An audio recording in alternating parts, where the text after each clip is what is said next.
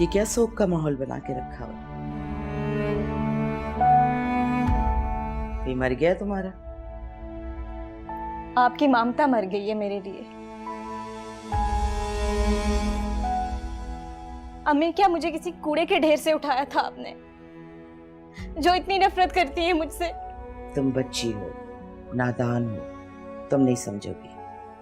आपने कभी मुझे अपना समझा होता तो मैं भी समझती।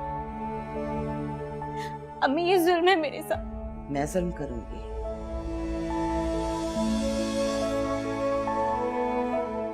माँ हूं तुम्हारी, पैदा किया है, पाल पोस के पढ़ा लिखा के इतना बड़ा किया है, मैं जुल्म करूंगी? तुम्हारा हो गया दिमाग खराब। लगता है औरत मार्च वालों का तुम पर भी असर हो गया है।